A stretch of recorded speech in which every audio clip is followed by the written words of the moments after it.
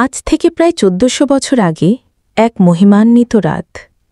আকাশ জুড়ে অদ্ভুত এক নিস্তব্ধতা।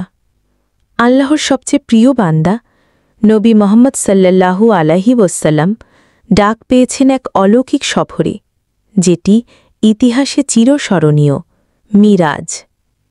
মিরাজের আগে নবীজির জীবন ছিল বেদনায় ভরা। তিনি হারিয়েছেন তার প্রিয় স্ত্রী খাদিজা রাদিয়াল্লাহু তাআলা আনহুকে, হারিয়েছেন চাচা ও অভিভাবক আবু তালিবকে। তায়েফের মানুষরা তাকে পাথর ছুঁড়ে আহত করেছিল।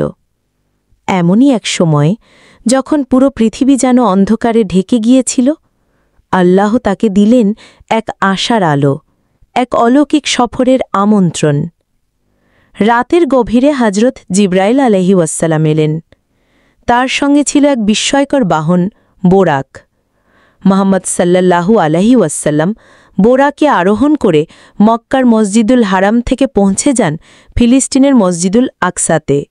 সেখানে তিনি নামাজ আদায় করেন সমস্ত নবীদের ইমাম হিসাবে। এটি ছিল তার সম্মান ও মর্যাদার প্রমাণ। এরপর শুরু হয় তার আসমান ভ্রমণ। তিনি পাড়ি দেন একের পর এক আকাশ। প্রথম আকাশে ছিলেন হযরত আদম আলাইহি ওয়াসসালামের, দ্বিতীয় আকাশে ঈসা আলাইহি ওয়াসসালাম ও ইয়াহইয়া আলাইহি ওয়াসসালাম, তৃতীয় আকাশে ইউসুফ আলাইহি ওয়াসসালাম, যার রূপ ছিল চাঁদের মতো, চতুর্থ আকাশে ইদ্রিস আলাইহি ওয়াসসালাম, যিনি ছিলেন অত্যন্ত নেককার, পঞ্চম আকাশে হানুন আলাইহি ওয়াসসালাম, ষষ্ঠ আকাশে মুসা আলাইহি ওয়াসসালাম, যিনি কেঁদে ফেলেন উম্মতের সংখ্যা দেখে, সপ্তম আকাশে ইব্রাহিম আলাইহি ওয়াসসালাম, যিনি কাবা ঘরের পাশে বিশ্রামে ছিলেন। প্রত্যেকেই নবী মোহাম্মদ সাল্লাল্লাহু আলাইহি ওয়াসসালামকে স্বাগত জানিয়েছিলেন আনন্দের সাথে।